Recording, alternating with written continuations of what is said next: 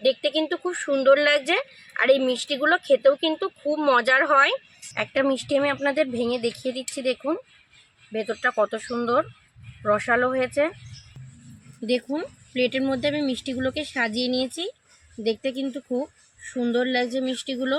নমস্কার বন্ধুরা, ছোট বৌমার কিচেনে আপনাদের সবাইকে স্বাগত।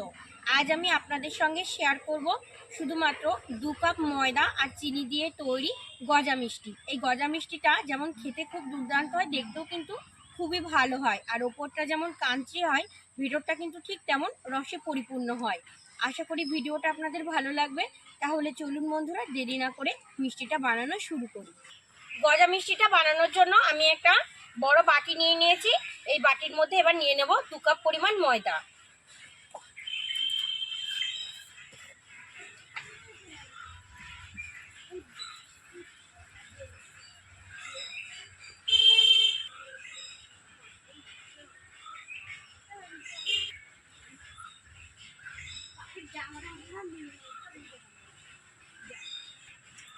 ময়দার মধ্যে এবার দিয়ে দেব স্বাদ মতো কিছুটা লবণ, আর দিয়ে দেব হাফ টিস্পুন বেকিং সোডা। আমি এখানে আজকে বেকিং সোডা দিয়ে মিষ্টিটা বানাবো। এবার শুকনো উপকরণগুলোকে প্রথমে ভালো করে একটু মিশিয়ে নেব। শুকনো উপকরণগুলোকে আমি ভালো করে মিশিয়ে নিয়েছি। ময়দার মধ্যে এবার দিয়ে দেব 4 টেবিল স্পুন মতো সাদা তেল। আমি এখানে সাদা তেল দিচ্ছি, আপনারা চাইলে কিন্তু ঘিও ব্যবহার করতে পারেন।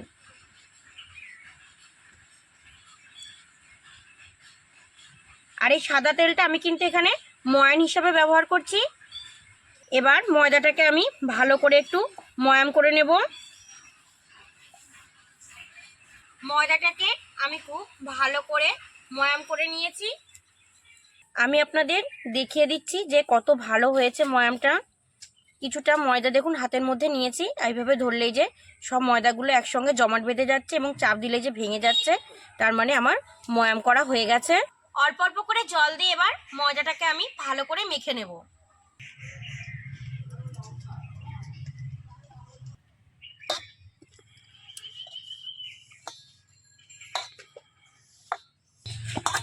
ময়দাটাকে আমি এইভাবে মেখে নিয়েছি, দেখুন খুব নরমও না আবার খুব শক্তও না।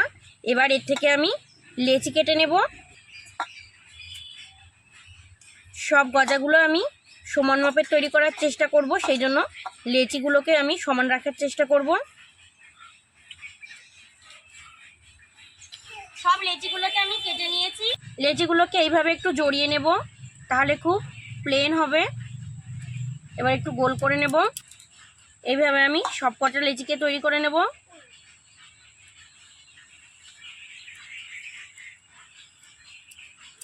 আর এটা করলে কিন্তু গজাটা তৈরির পর খুব খাস্তাও হবে।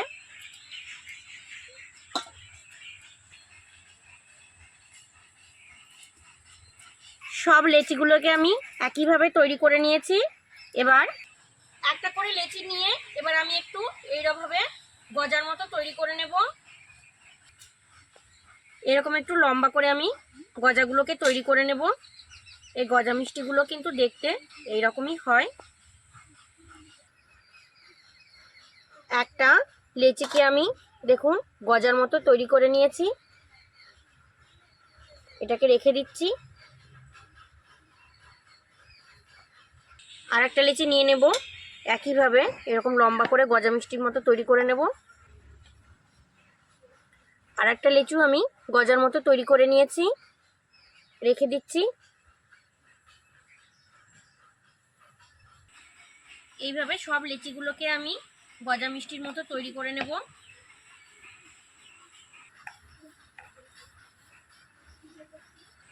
সব লেচিগুলোকে আমি গজার মতো করে তৈরি করে নিয়েছি। এবার এগুলোকে ভাজবো, সেই জন্য উনানটা জ্বালিয়ে নেব। উনান জ্বালিয়ে কড়াই বসিয়ে কড়াইয়ে কিছুটা তেল দিয়ে দিয়েছি। আর তেলটাকে আমি একটু মিডিয়াম গরম করে নিয়েছি। এবার তেলের মধ্যে আগে থেকে তৈরি করে রাখা গজা মিষ্টিগুলোকে দিয়ে দেব।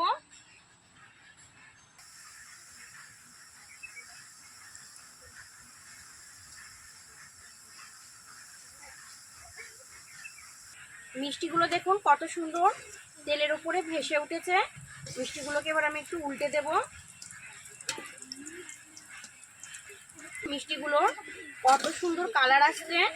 আমি আরও কিছু সময় মিষ্টিগুলোকে একটু ভেজে নেব।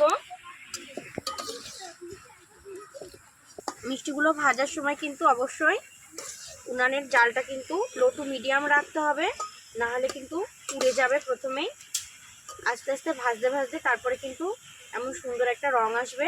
এবার মিষ্টিগুলো আমার ভাজা হয়ে গেছে, এগুলোকে আমি তুলে নেব।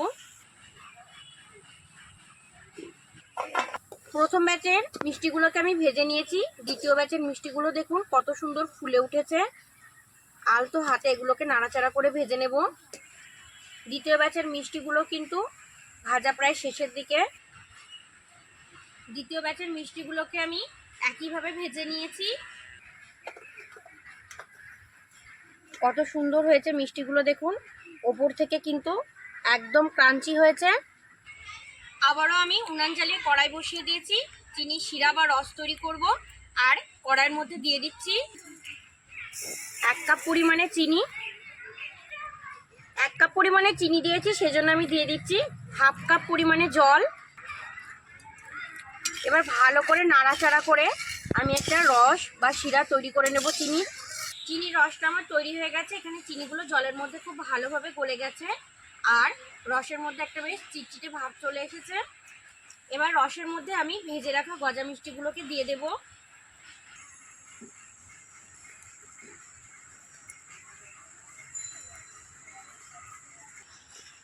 গজা মিষ্টিগুলোকে এবার চিনির রসের মধ্যে আমি ভালোভাবে নাড়াচাড়া করে নেব।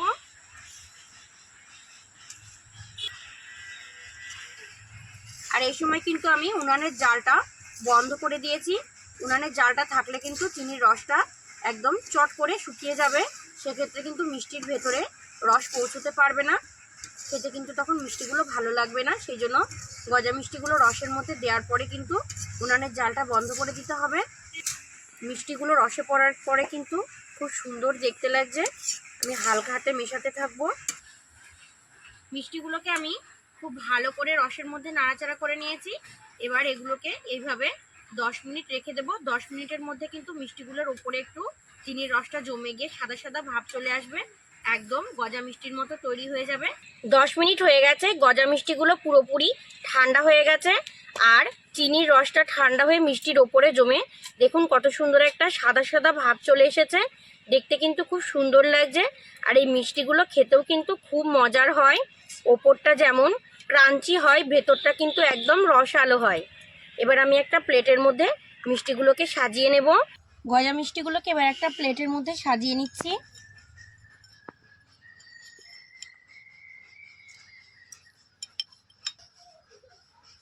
দারুণ কিন্তু দেখতে লাগছে বন্ধুরা মিষ্টিগুলো। আপনারা অবশ্যই এইভাবে একবার বাড়িতে তৈরি করে খাবেন, দেখবেন খুবই ভালো লাগবে। দেখুন প্লেটের মধ্যে আমি মিষ্টিগুলোকে সাজিয়ে নিয়েছি, দেখতে কিন্তু খুব সুন্দর লাগছে মিষ্টিগুলো। একটা মিষ্টি নিয়ে আমি আপনাদের দেখিয়ে দিচ্ছি যে ওপরটা কত সুন্দর ক্রাঞ্চি হয়েছে। দেখুন, আপনারা নিশ্চয়ই আওয়াজে বুঝতে পারছেন। একটা মিষ্টি আমি আপনাদের ভেঙে দেখিয়ে দিচ্ছি। দেখুন ভেতরটা কত সুন্দর রসালো হয়েছে, আপনারা নিশ্চয়ই দেখে বুঝতে পারছেন। অসম্ভব মজার হয় কিন্তু বন্ধুরা এটা খেতে, আর বাচ্চারা এরকম একটা মিষ্টি পেলে কিন্তু খুবই খুশি হয়ে যাবে। মিষ্টিটা বানাতে কিন্তু খুবই সামান্য উপকরণ লাগে। আপনাদের হাতের কাছে থাকা উপকরণ দিয়ে কিন্তু আপনারা মিষ্টিটা বানিয়ে ফেলতে পারবেন। যেমন দেখতেও সুন্দর হয়, তেমন খেতেও মজার হয়। আমার আজকের এই গজা মিষ্টি তৈরির ভিডিওটা কেমন লাগলো অবশ্যই কমেন্টে জানাবেন।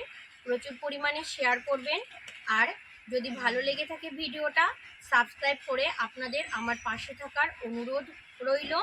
ভালো থাকবেন আপনারা সবাই, সুস্থ থাকবেন। আজ এই পর্যন্তই, টাটা।